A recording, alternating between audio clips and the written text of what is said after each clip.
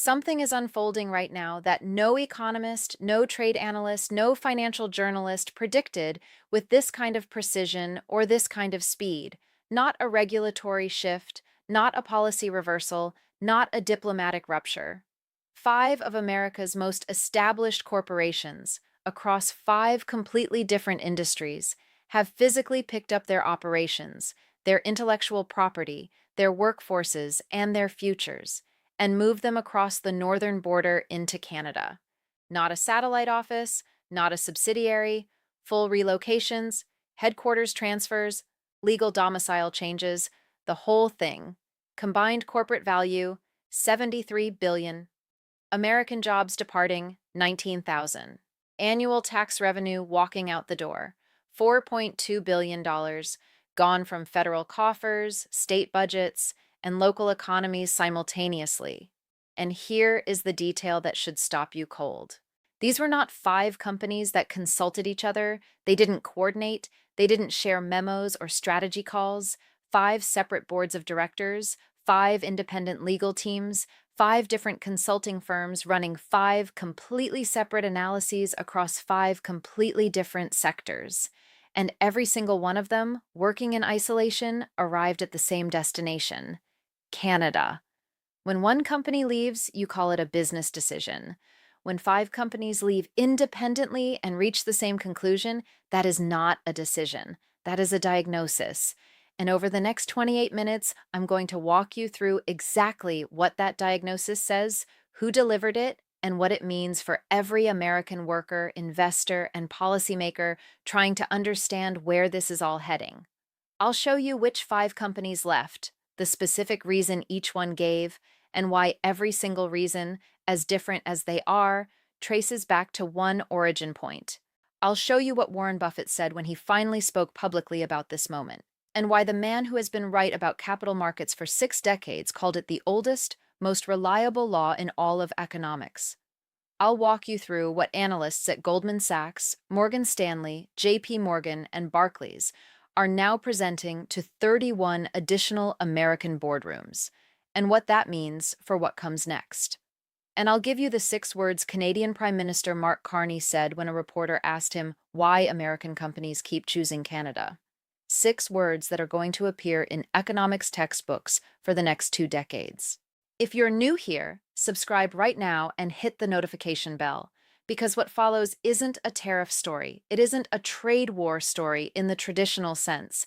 It is the trade war's verdict, delivered not by a foreign adversary, not by a court, not by a regulator, delivered by American companies themselves, casting a $73 billion vote and casting it for Canada. Let's start at the beginning. Departure 1. The technology company. It was a Tuesday morning when the first press release landed in newsrooms across the country. 2 paragraphs, surgical, and the moment editors read it, they knew it wasn't routine. Meridian Systems, enterprise technology, headquartered in Austin, Texas. Market capitalization, $18.3 billion. Workforce, 11,000 employees. 26 years of history built from a University of Texas research lab into one of the companies that made Austin a defining American tech city. Meridian announced it was relocating its corporate headquarters, its primary R&D center, and its global sales infrastructure to Toronto, Canada. The reason wasn't vague. It wasn't buried in corporate language. It was precise: the Pacific Atlantic Economic Compact. Canada had assembled a trade bloc with India, Japan, and Australia. Under the Compact's shared regulatory architecture, a software platform certified in any one member nation receives automatic recognition across all four. That unlocks preferential commercial access to markets representing over 2 billion consumers. The United States is not a member of this compact. Meridian's fastest-growing business segments were enterprise deployments in India and Japan. From American soil, the company faced tariffs, duplicated regulatory processes, and structural competitive disadvantages in every compact market. Disadvantages that Canadian, Japanese, and Australian competitors simply did not face. From Canadian soil, Meridian would operate as a domestic participant inside the compact. Same product, same team, same technology, completely different market access. The CEO's statement read less like a corporate announcement and more like a post-mortem. Our fastest growing markets are inside the Pacific Atlantic Compact. 87% of our projected 5-year revenue growth comes from Compact member nations. Operating from within the Compact provides preferential access, regulatory harmonization, and a competitive position that operating from the United States can no longer deliver. This decision was driven entirely by market access mathematics.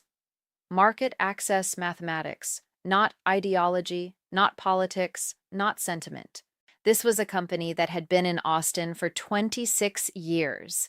Its founders built it in a university lab.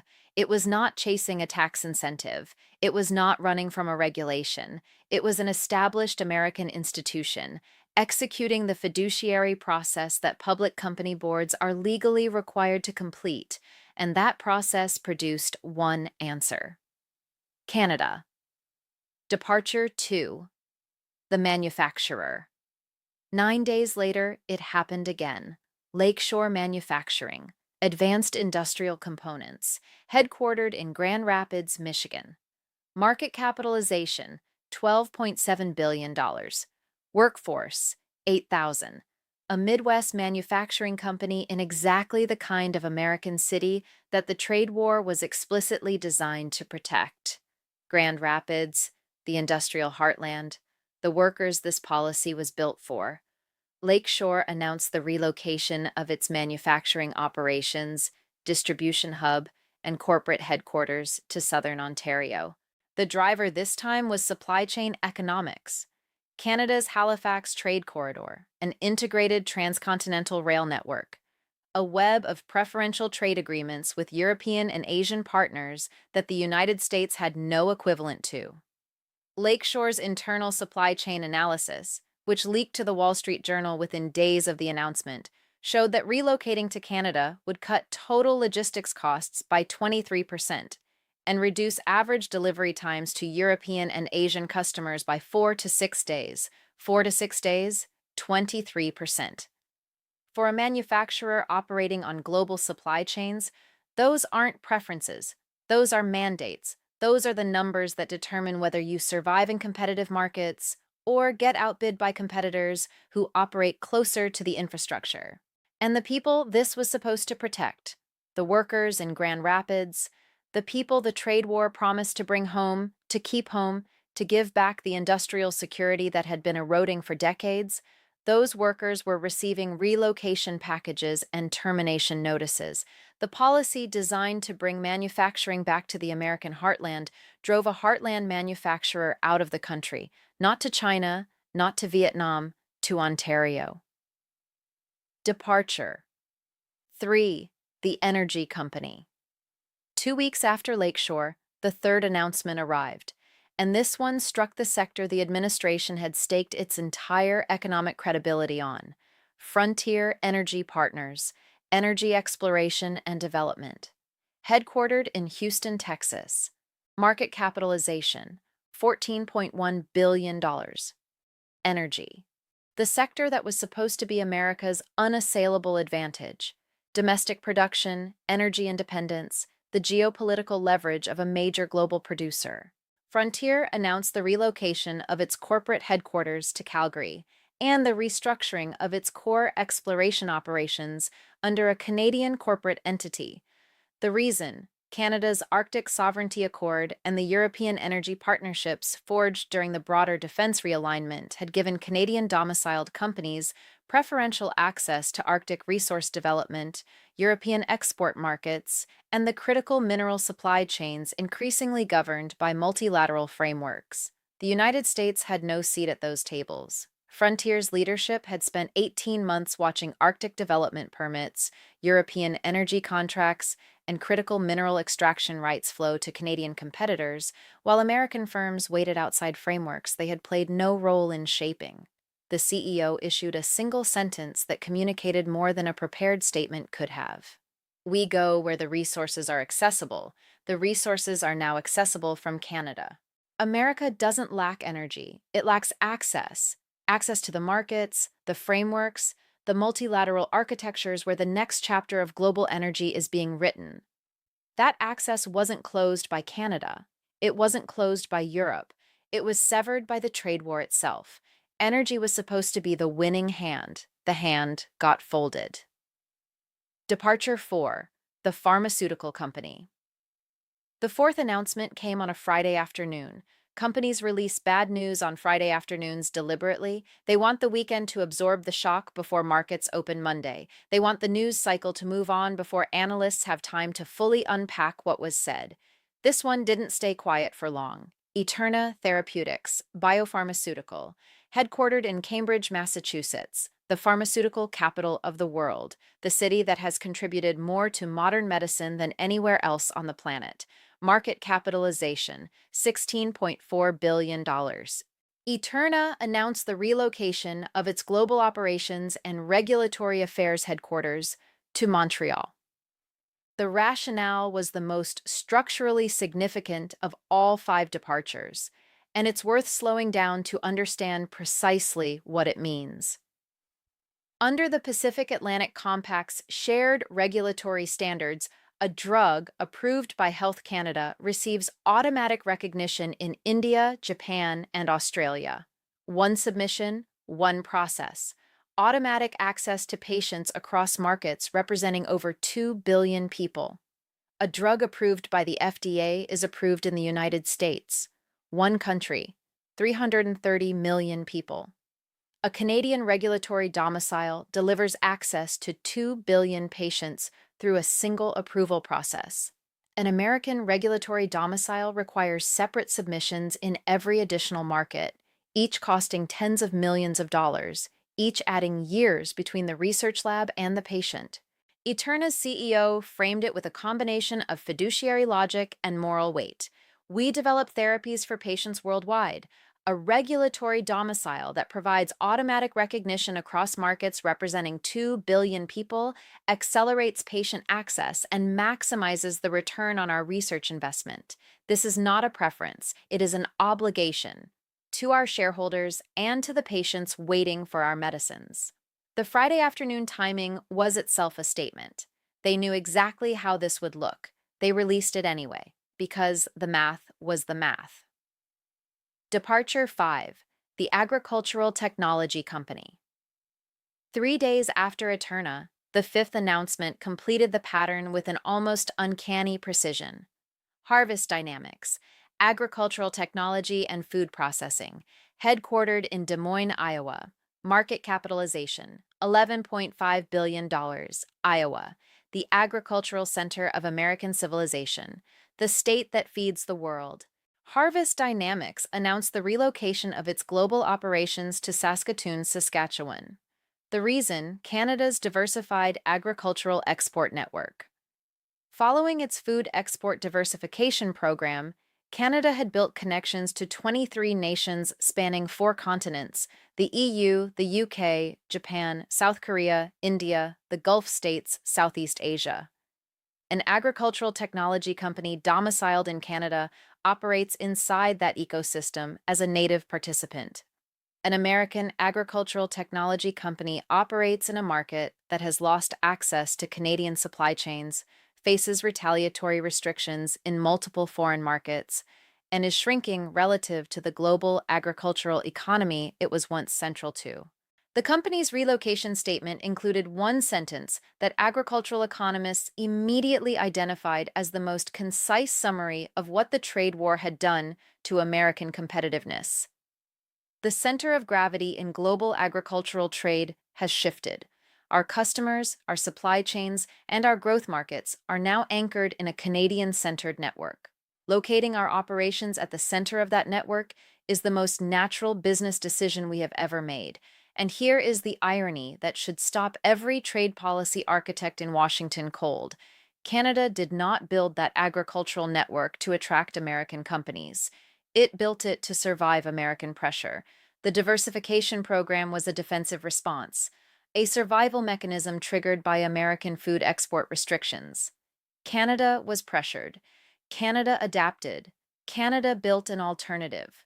And that alternative became so commercially robust, so globally integrated, so structurally attractive that American companies are now relocating to be inside it.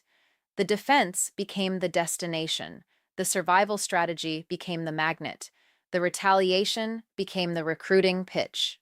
The pattern underneath the departures. Now step back and look at all five together. Meridian left because the compact locked the United States out of preferential market access covering 2 billion consumers.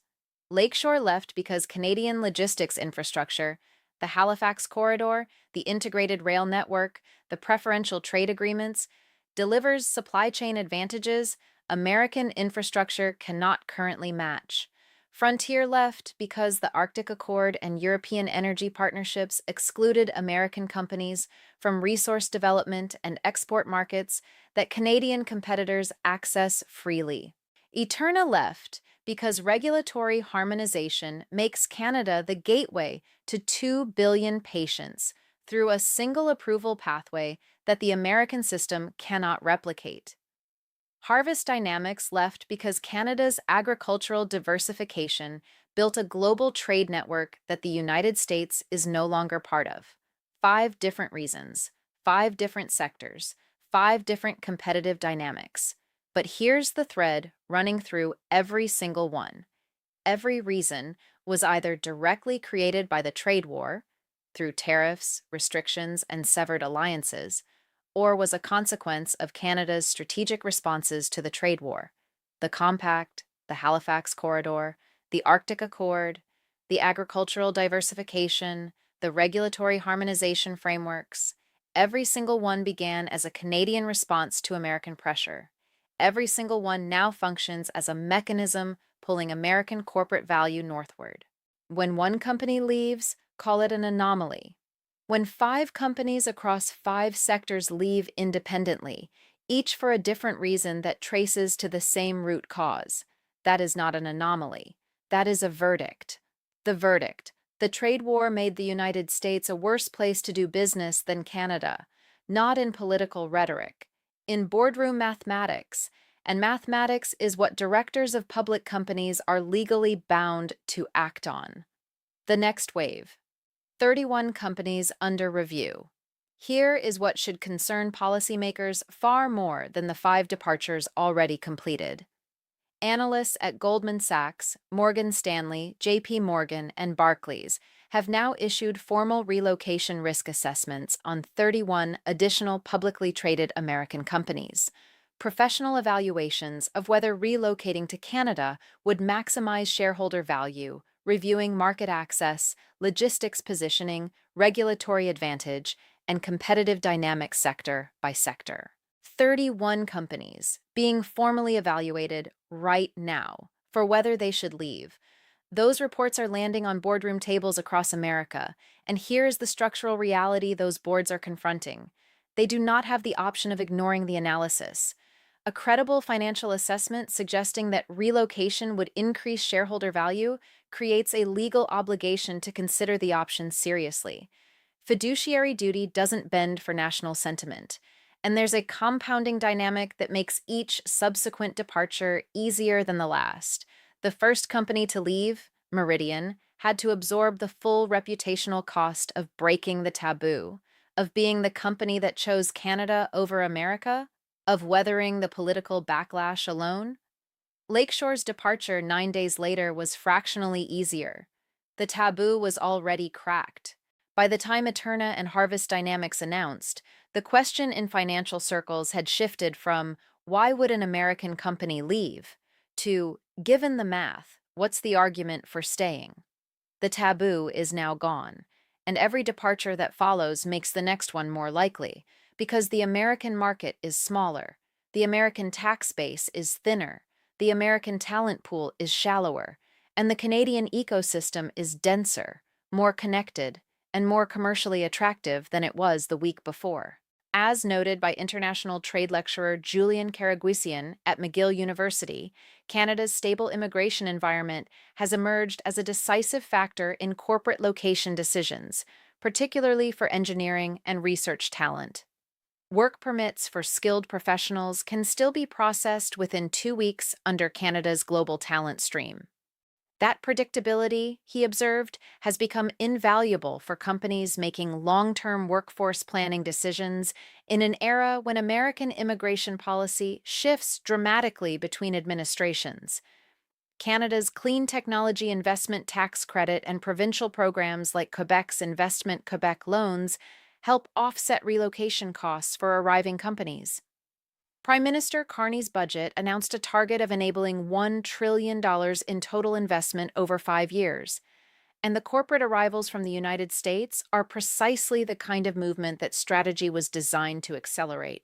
Export Development Canada data published this year showed that the share of Canadian businesses exporting exclusively to the United States dropped from 62% in 2015 to 34% in 2025. Canada spent a decade reducing its dependence on the American market. It built the infrastructure, the agreements, and the partnerships to operate without the United States as its primary anchor. And in doing so, it built something it hadn't set out to build: a destination. On May 3, 2025, at Berkshire Hathaway's annual shareholder meeting in Omaha, the gathering that draws tens of thousands of investors every year to hear the Oracle of Omaha speak, Warren Buffett ended his public silence on the trade war. He didn't frame it as a political critique. He framed it as the application of an economic principle, one he has watched operate without exception across 6 decades of investing.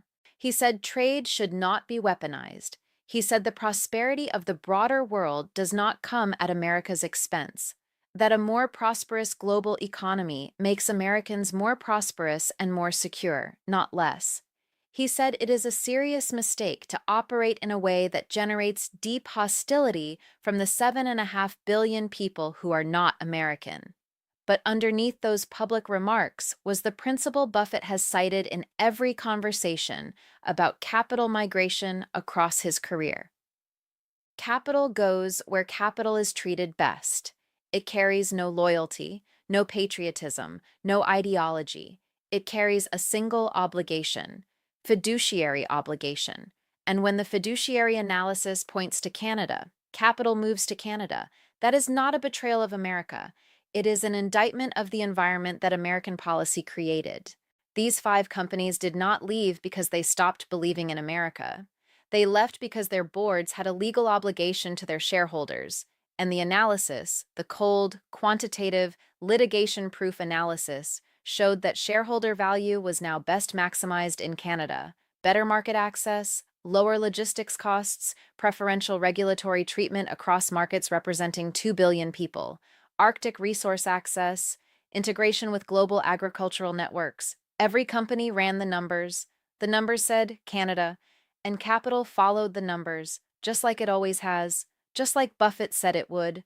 Legendary fund manager Ken Fisher, founder of Fisher Investments, which manages $295 billion in assets, reinforced that conclusion in April 2025, stating plainly that tariffs always damage the country that imposes them more than the countries they're imposed upon. 2 of the most credentialed long-term investors in the world. Same period, same conclusion. That isn't commentary. That is a verdict from people who have been right about capital markets longer than most current analysts have been in the workforce. Before we get to what comes next, let's talk about what the balance sheets don't show. In Grand Rapids, a lakeshore manufacturing employee with 23 years on the production line received a relocation or termination notice on a Wednesday morning. His options: uproot his family, sell his house in a local market that had just softened because the city's largest employer was leaving, and start over in Ontario, or take 6 months of severance and figure out whether 2 decades of specialized industrial skills translated to employers that hadn't gone north. He told a local television reporter in an interview that was watched 17 million times, "I gave this company 23 years. I helped build what they're now taking to Canada. And I'm being told I can move my kids to a country I've never lived in, or take 6 months and figure it out." 23 years. 6 months. That's what my loyalty is worth in a spreadsheet.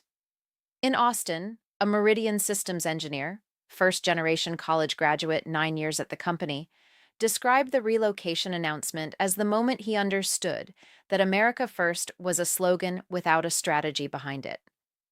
Because my American company just chose Canada, and I'm either following it north or looking for work in a city that just shed 11,000 jobs. These are the people the trade war was built to protect. These are the workers it was supposed to bring security to. These are the families who were told that economic nationalism meant their futures were anchored.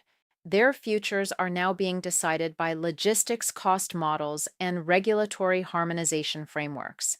Let me leave you with the questions that matter most, the ones that don't have clean answers yet, but that the next 6 months will begin to answer. Can the United States reverse corporate capital flight once the network effects of Canadian clustering reach critical mass? Once the ecosystem becomes dense enough that staying in America becomes the position requiring justification rather than leaving? If 5 companies across 5 sectors independently concluded through legally mandated fiduciary analysis that Canada is the optimal business location, how many of the 31 companies currently under formal review will reach the same conclusion this quarter, next quarter, the quarter after, and the question underneath all the others? When American companies, the institutions that built the American economy, employed American workers, funded American communities, and drove American innovation, conclude through independent analysis that the best place to do business is no longer America, what remains of the argument that the trade war made the country stronger? The trade war was launched to make the United States the most competitive economy on earth. 5 companies, $73 billion, 19,000 jobs. They voted with their operations. They voted with their futures. They voted for Canada. Not because Canada ran a recruitment campaign, not because Canada offered secret deals or ran targeted corporate outreach, but because the trade war, tariff by tariff, restriction by restriction, severed alliance by severed alliance, dismantled framework by dismantled framework, built Canada a better option. Every policy decision that closed an American door opened a Canadian one. Washington built the barrier. Carney built the infrastructure to receive what came through it.